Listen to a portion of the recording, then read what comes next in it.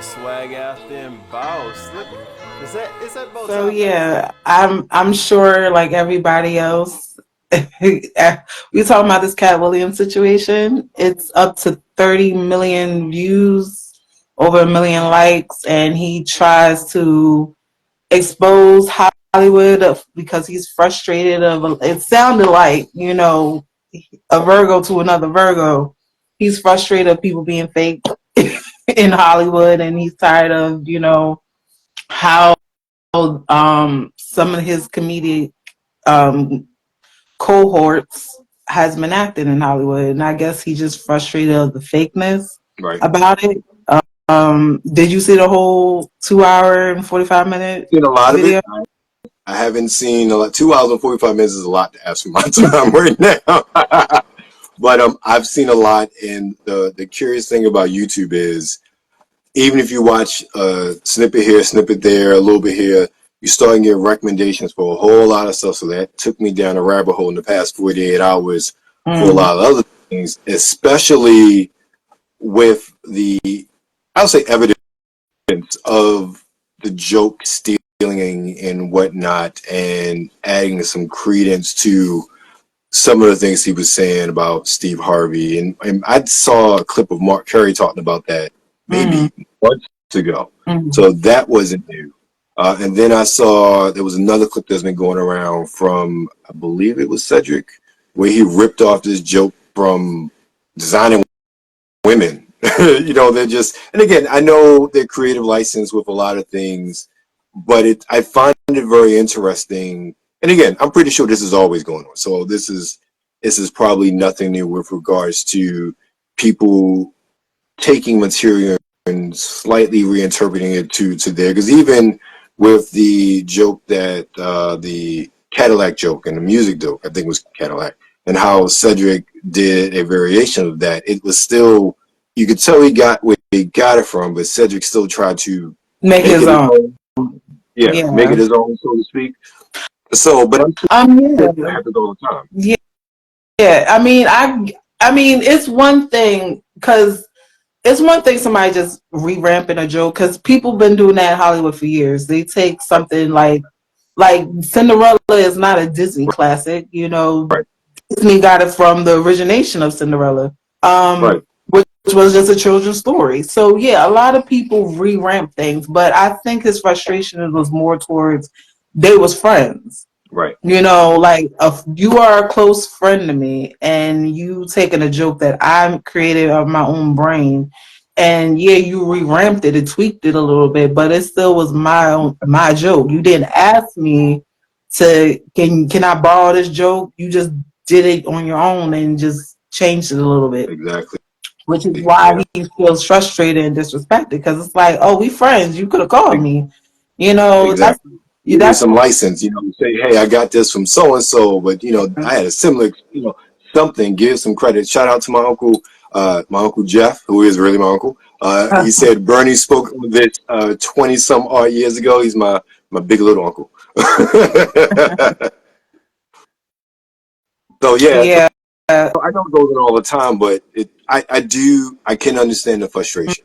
I can Mm. understand being that sort of situation. You craft something, you develop these ideas, you go out there, and especially I have no idea what it's like to be a comedian, but watching, comedians over the years and seeing how they go on the road and test out material. Some things work, some things don't. The sort of amount of time that goes into writing and crafting jokes and testing on audiences before they actually perfect it to get the desired reaction, and then to have somebody take it and didn't come up with their own stuff, trying to figure out, okay, how can I tweak it to make it my own, to make it funny in Mm. my style. Yeah, I can totally understand how anybody would be frustrated. If anybody took any of our works that we've done, creatively speaking, and we saw someone else, you know, take it and just kind of tweak it just a little bit, but it's still in essence the same thing, Mm. yeah, you have every right to be pissed. And to see it constantly done, and to arguably, I say arguably, see these comedians, quote unquote, become bigger than you. And I'm not saying Katt isn't big, but there's, Mm. I won't say bigger, but the sort of success they've had is very much more mainstream. At least the people he called out, Right. very much more Right. mainstream. So to see that happen when you've seen them steal from not just you, from other comedians, I totally understand the frustration. I totally understand why he want to call some of those people out, especially considering he was literally talking about things that they said on Shannon's couch previous to him. So it's not Right. he just Right. like out of the blue, like, no, he addressed things that were said with Shannon. He's like, oh no, I'm here. Look, all these things were said when they were here, like they lied.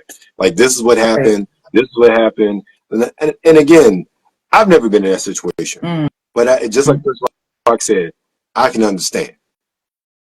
Right. I mean, yeah, the only reason why Katt Williams said something is because he said it himself. Y'all was on this couch that I'm sitting on right now and said some things about me that was bullshit lies. Right. I would have done the same thing. Like, you're not about to punk front me, like whatever the same is, in front of millions of people trying to say I did this, I did that, and then expect me not to retaliate with my own facts and my side of the story of what happened.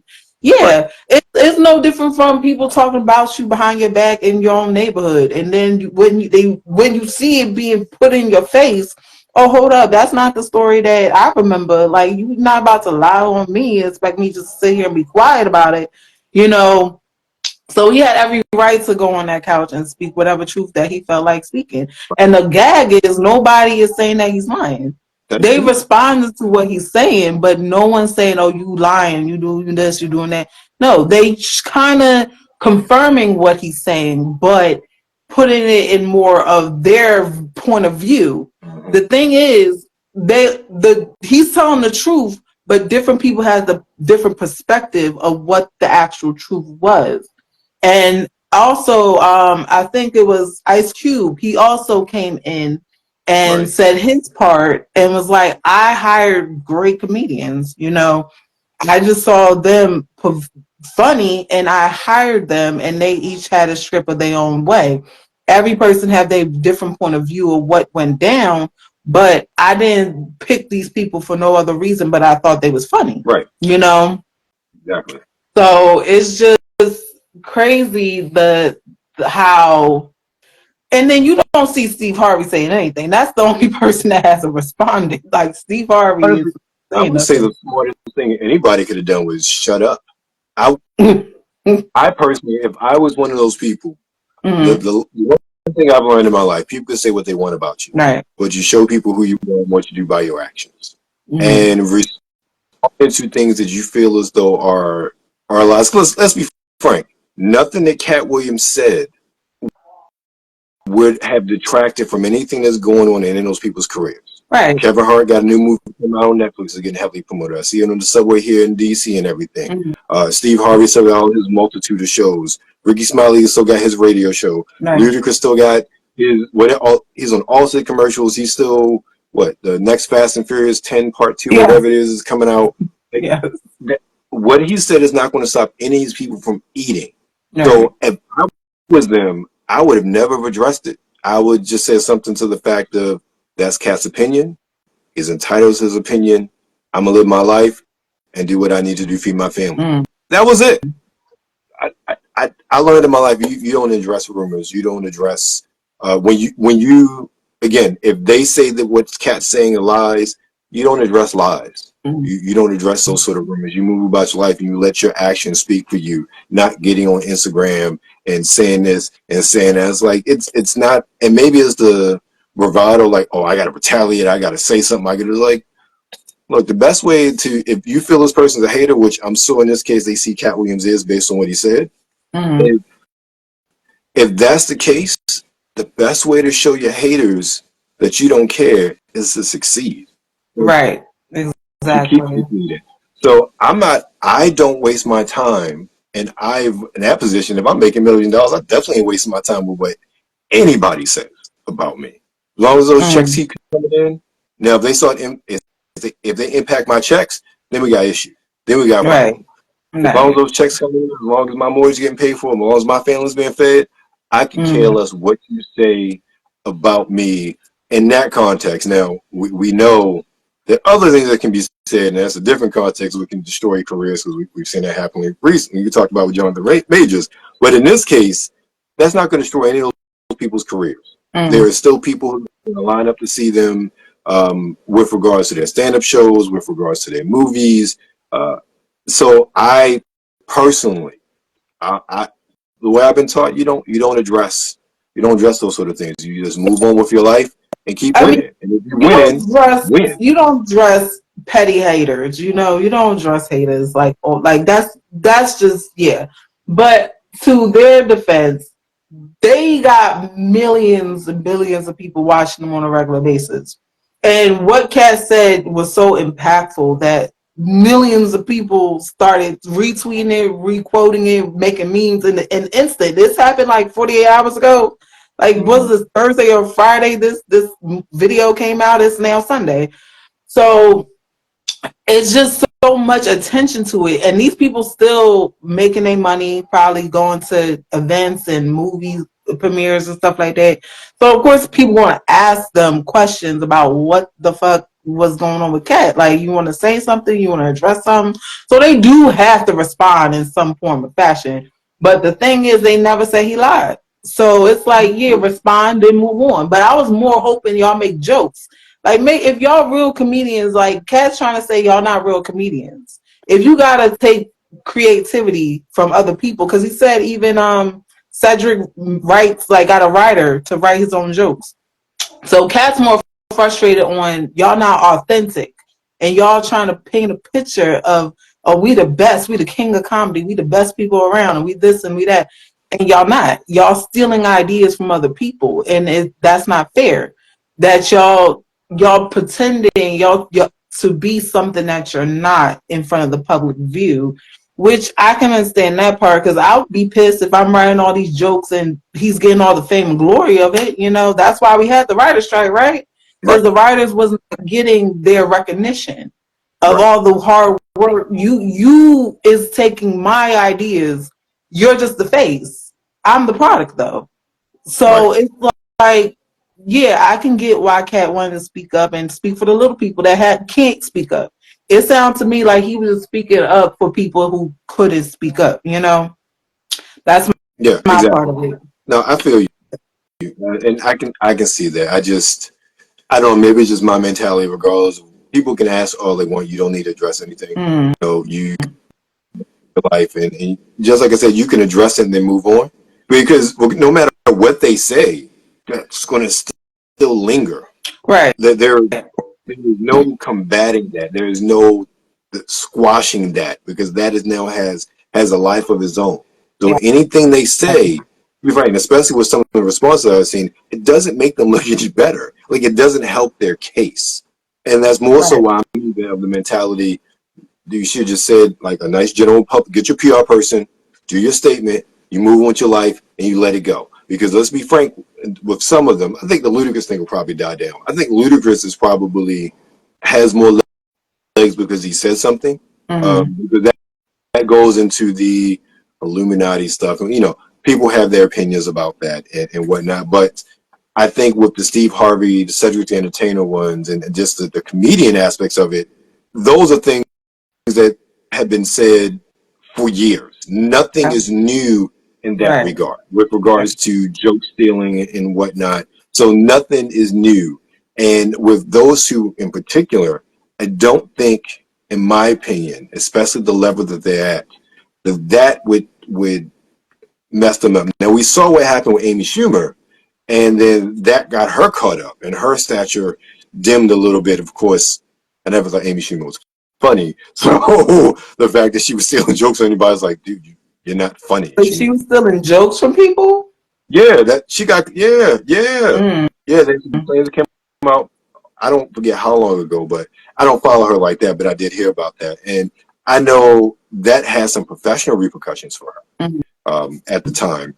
But neither one of those individuals specifically are at a point where I don't think it will hurt them at all. Yeah, they're in a position now that none of this Katt Williams situation is really going to affect any of these people's careers, to be honest, because I honestly, all this is just proving points that it seemed like a lot of people was ignorant to, because a lot of people just in shock, like, oh my God, I didn't know this information. But like you said, this information been out for years and it's been out for a while and it's all hearsay.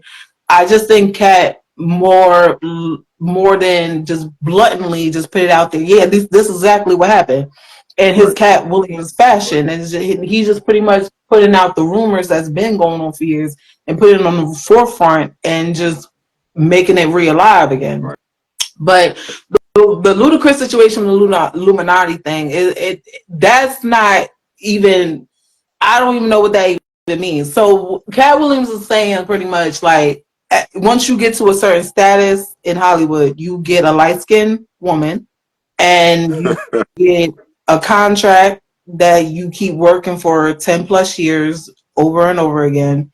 And you get a nice fancy house, you get a nice fancy car. This is what you get when you join the Illuminati, I guess, the group of whatever in Hollywood is making these people rich and famous and wealthy and whatever. That's you signing your life away, pretty much, type of thing. Like you signing with the devil. That's what it made it sound like. He's like you signing your life away for the devil. But yeah, people, it's always weird to me. Every time a rich black man gets rich and famous, he's either with a white woman or a light skinned woman. It's always one or the other. And it always was weird to me that, but it's just like, I guess they feel like that status. Like, look at me, I made it, like type of thing. And it's always been weird to me. But when I heard Katt Williams say that part, I'm like, damn, the Illuminati real? Like, dang. Now, Ludacris did respond to it in some way because he is making an album. Ludacris is trying to get back to the rap career. And he responded in some way in a rap form. Like, yeah, I never been a part of the Illuminati. Well, you've been part of something. Even if it's not the Illuminati per se, it's you a part of society.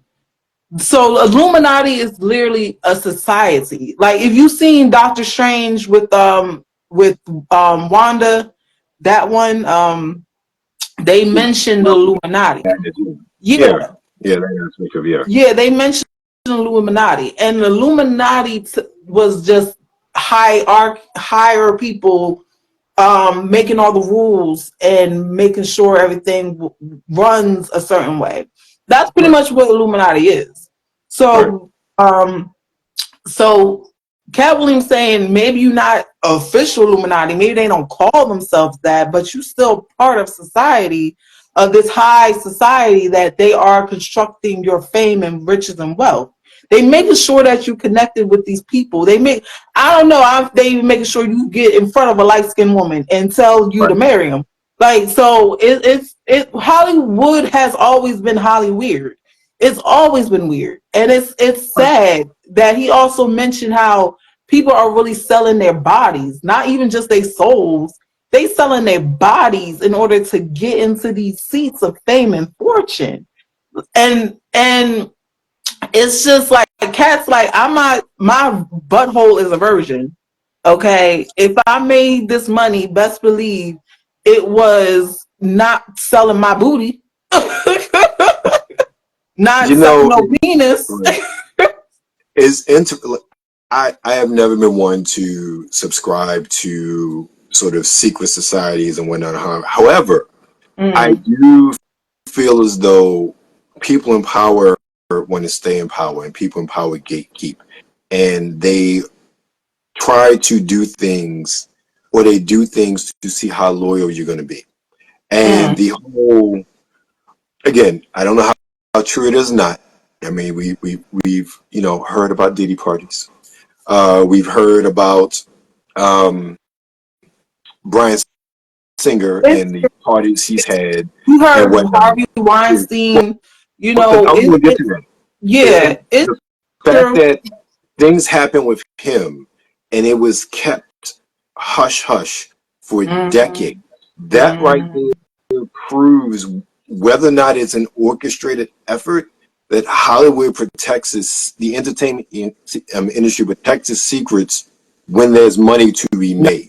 Once you stop their money, and we kind of saw that Weinstein, because Miramax and all them, a lot of their prestige stuff weren't making the money that it used to. Mm.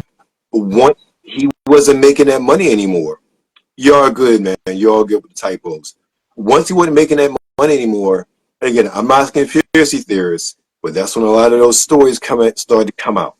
It's like we're not protecting you anymore, so we're going to open up the gates for all of the stories, all of the allegations, and in this case, some of them have been proven actual, and he's been prosecuted in the court of law.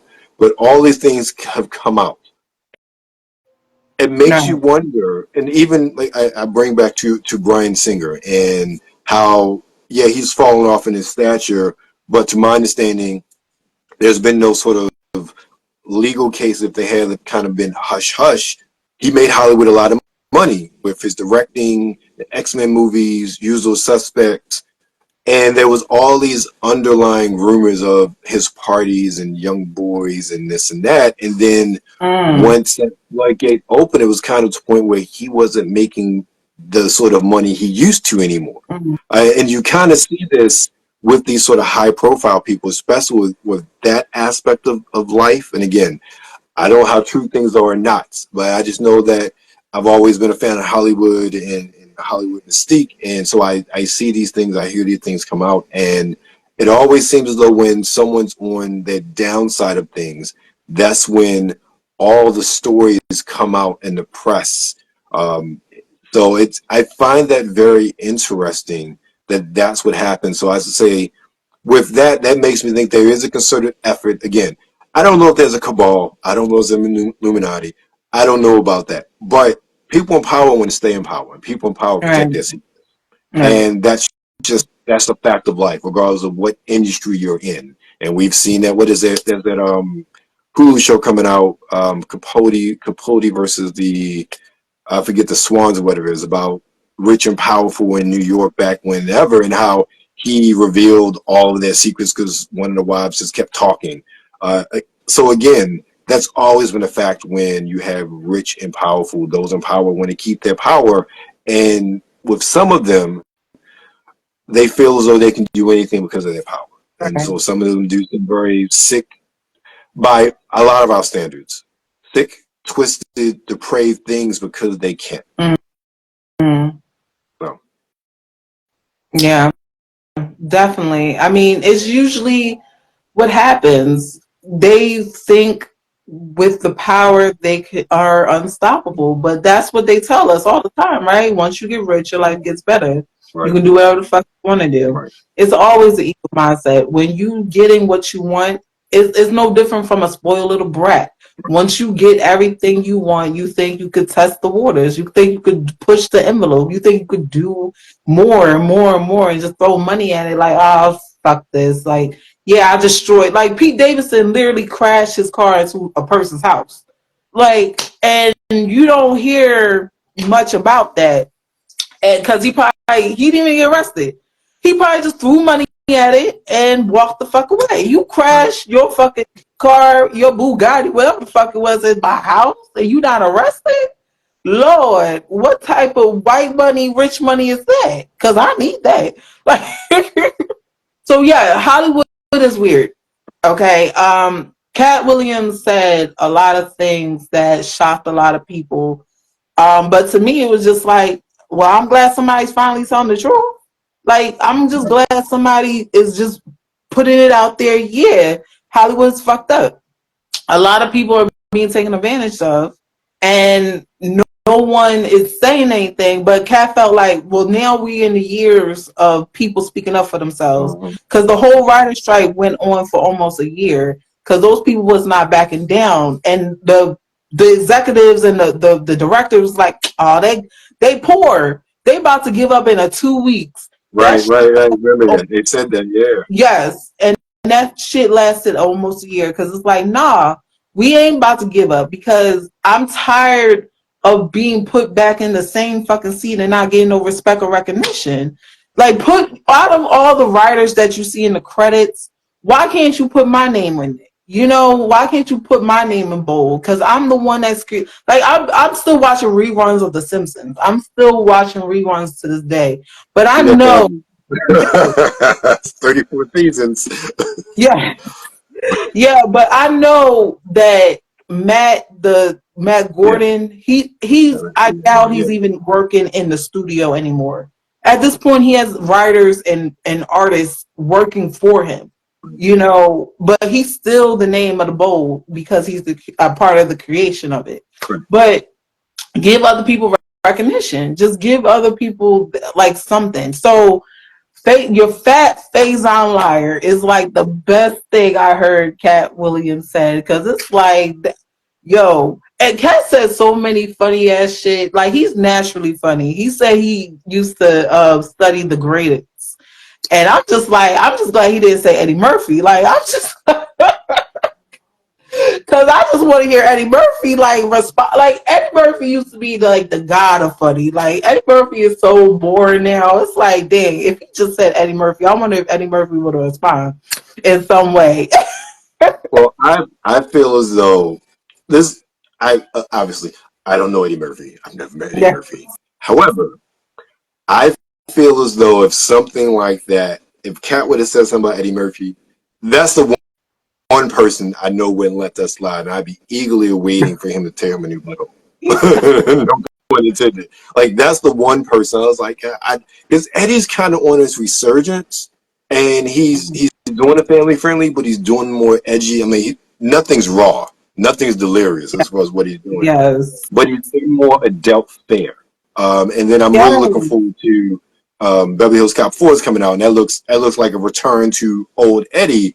So in my mind, I'm thinking if he did say something about Eddie, Eddie would say all the MFers and everything right back. Lord, I just hope, because even with his new movie, I'm not enthusiastic with it, because it just seemed like he's more family oriented, whitewash type of thing. Like, yeah, Eddie, it's time to put the mother effing away and start being more family friendly type of shit. It's like, please. He's been doing that for 20 years, though. I mean, the Nutty Professors, was that the first one? I think that really got him in a family-friendly But territory. I may be incorrect. Professor was a little raw. It was a little bit funny, you know. But it's still. Let me ask you this: what is your opinion of these black men putting in dresses? Because Kat mentioned that of why y'all wearing dresses, and like, we don't do that. You don't have to put on a dress to be funny. What is your thoughts on that? You know, I never really thought about it in that way because I take it back to Flip Wilson, and I forget the character he played, Geraldine or something like that, and that was something I was exposed to as a child. I mean, I'm not that old. I mean, I saw the reruns of the Flip Wilson show. I wasn't actually born when it was on, but that wasn't something that I wasn't unaccustomed to. And I can't say there was just black actors either. There've been plenty of white comedians who have donned a dress as well. So it's not just a black man thing, that was, if anything, that was part of my issue with that part, because it's not just a black man thing. It was a male comedian thing, and you have many instances of male comedians who have donned a dress for a female character as part of whatever set they have. And I have never had an issue with that, simply because as a student of the arts, and particularly comedy, I'm not a comedian, but I've watched a lot of comedians over the years. A lot of comedians do one-man shows, so they have to play all of the characters. Improvisation and improv puts you on the spot of being improvisational, whether it's male or female. So I never thought about it in the context of a sort of demeaning sort of fashion, as the way Kat pointed out. Now, it could be. It very well could be behind the scenes. But as someone who is consuming the content, and I am 45 years old, so for me, that is something to my earliest memories of comedy. With Flip Wilson and him playing the character he played, and then that going forward there to nowadays, that's not unusual, because I've seen many comedians do that. And again, flip side, I've seen women play male characters, female comedians play male characters a lot of times in stand-up and improv. So I had never thought about it. It was just a way of telling the story that they wanted to tell. Now, in this case, you have characters, you brought up Ricky Smiley, who are playing a female character in an entire movie. Okay. He brought up Tyler Perry. I don't put Tyler in this because I see plays as different, and that's something that's been done all the time as far as plays. And a lot of what he's done has been translated from the plays that he created. And of course, with him, he created all of that. So Right. who else are you going to trust with your lead character more so than yourself? So it's not like anybody made him, quote unquote, do that. So that's why I don't even put him in that conversation.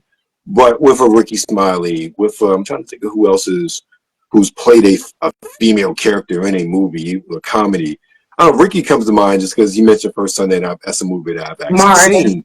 Martin Lawrence, Big Mama's House. But again, there was context to Big Mama's House. Ricky Smiley was just a woman to be a woman. He wasn't a woman and he was a dude. He was an old lady. He literally played an old lady in the First Sunday. Martin, there was a context to that story. One of the most famous men playing a woman, Mrs. Doubtfire, Robin Williams. Right. But that's the only comedian that I know was playing a woman on and off through the whole movie.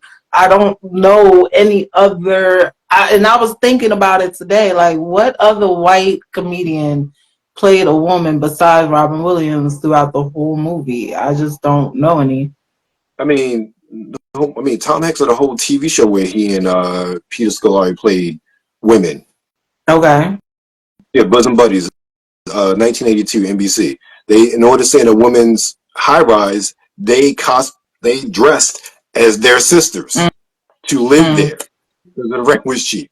So you have many instances, and his name was television, but you have many instances throughout at least my lifetime where you have prominent comedians, prominent actors who have dressed as women because it served the plot.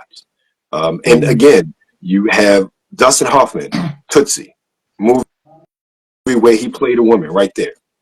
So you have a lot of examples. Because I feel like Tootsie was 82 as well. I was barely not sucking on a bottle at 82. I was 4. I remember these things. Don't ask me how. But I think like Tootsie was like 82 or something like that. Okay. Would you put on a dress for a movie? Me personally, no. But I'm not an actor. I'm not a creative in that aspect. So I can't say I can say that I wouldn't, but I'm not in that space.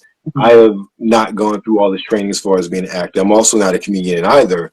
So I am not, telling stories, making voices, trying to create characters from us. I'm not doing any of those creative things. I talk about fragrance and video games and wrestling. So that's my creative outlet. So none of that calls me for being a woman. And I've done some voiceovers, but even the voiceovers and voice acting I've done is because I sound like this, not because of me just being able to control my voice to be a woman. So everything about me creatively is because of the man that I am. So I would say honestly no, and I wouldn't think. I would never want to wear a dress personally. I don't want to know how that feels. And it's nothing. and it's nothing. It's not pleasant. It's not a pleasant feeling. I don't want to wear a dress. I like the confinement of pants. I couldn't think of what it's like to wear a skirt and just have everything free. Like, no, I'm good. I don't want to. No, okay. Yeah, I get it. So he also talked about he also talked about toxic women. So do you love toxic women? No.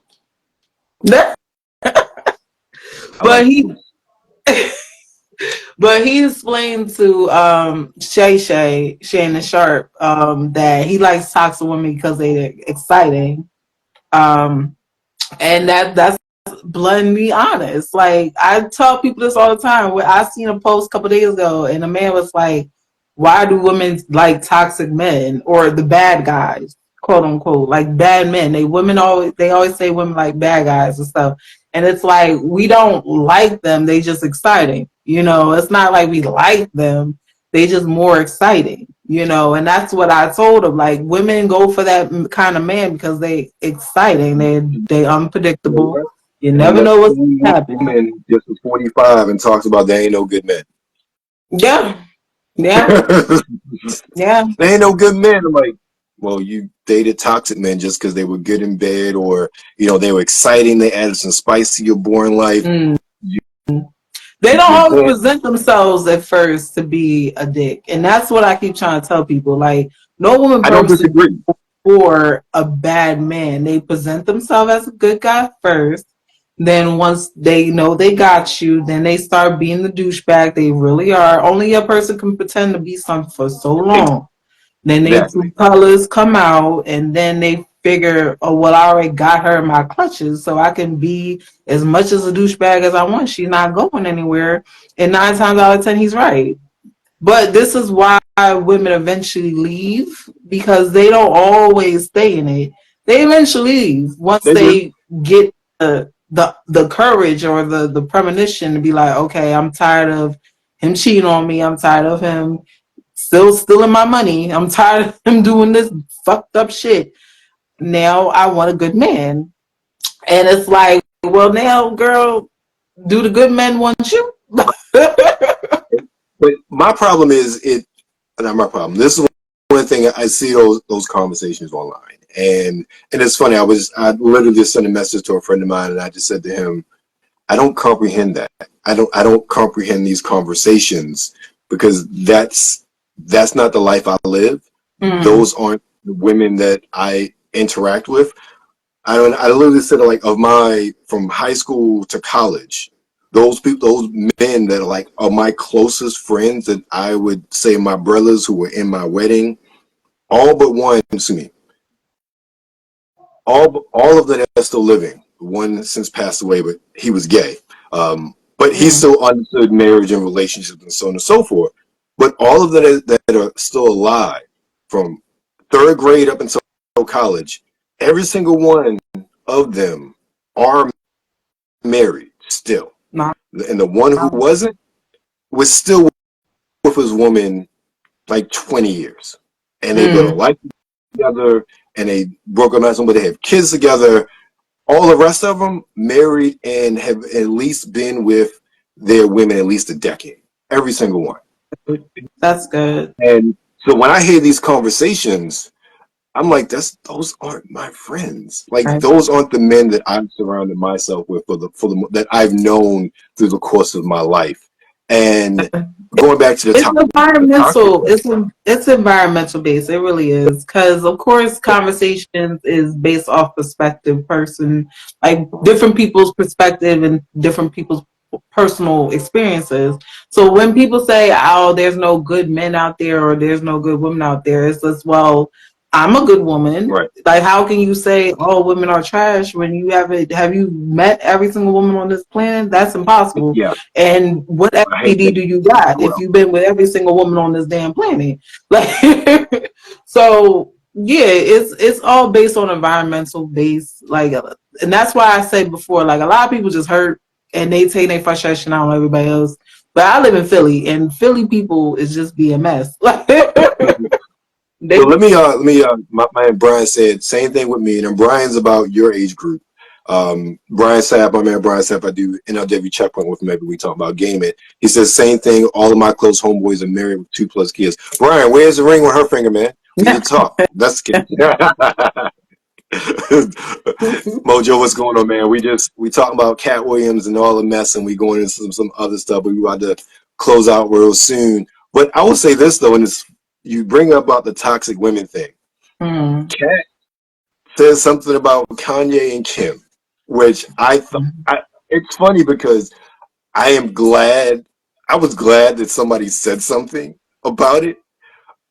How can I put it this way? I don't typically call women out their names, and I'm not going to say it here. But he talked about the perception that people have of her because of how we know her.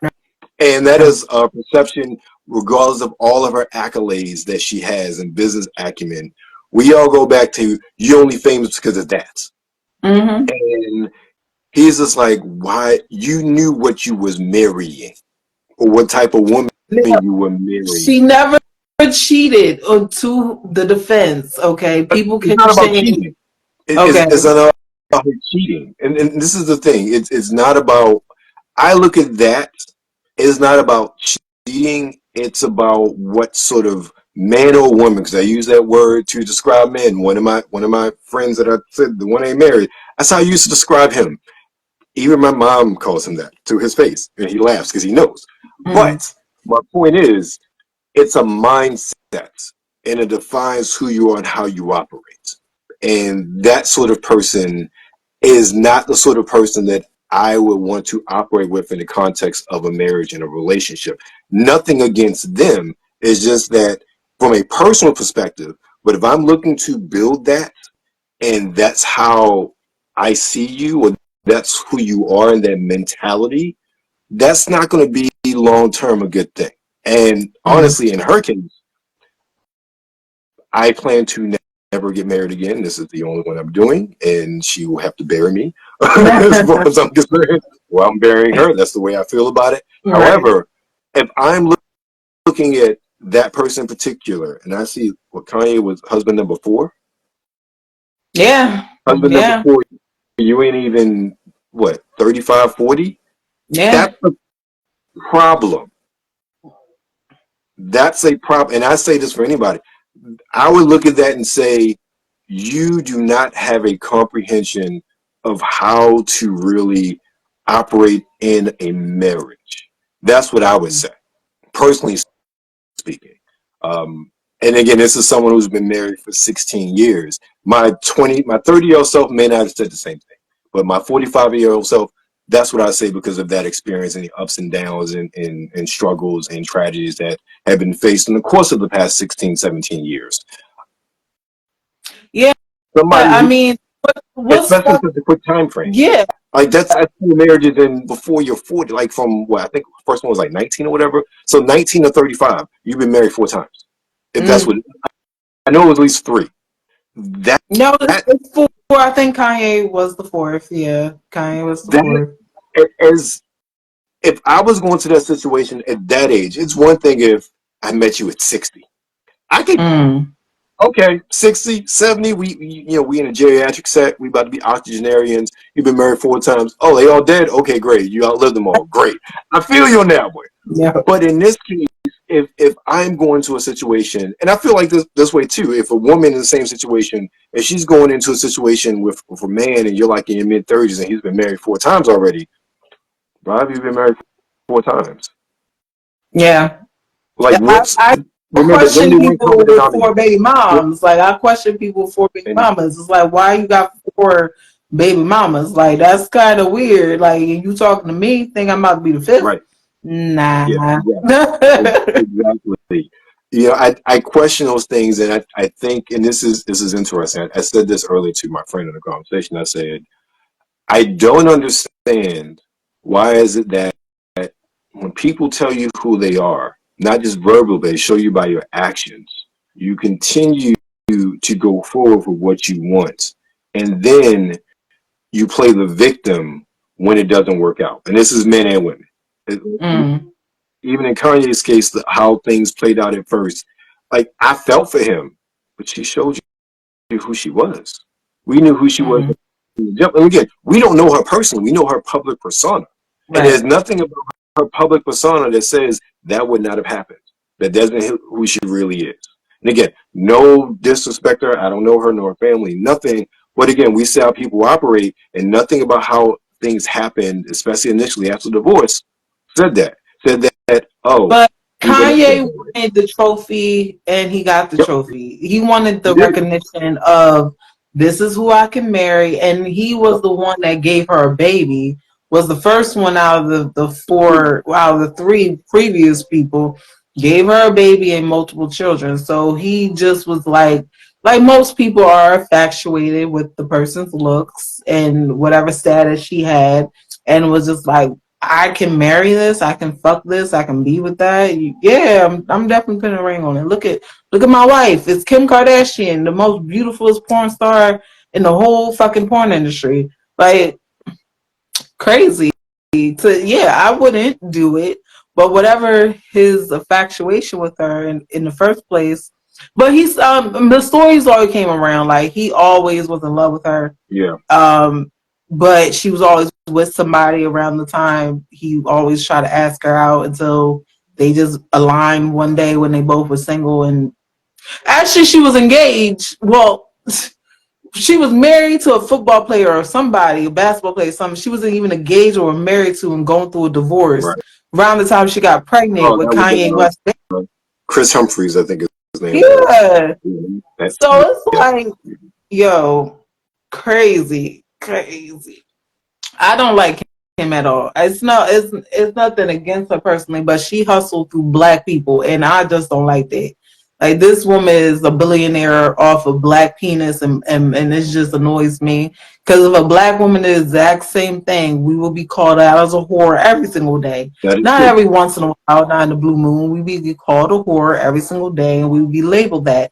And we wouldn't have no sort of sponsorships. We wouldn't have no commercials. We wouldn't have none of that because we would just be the whore. You know, it's annoying to me. But yeah.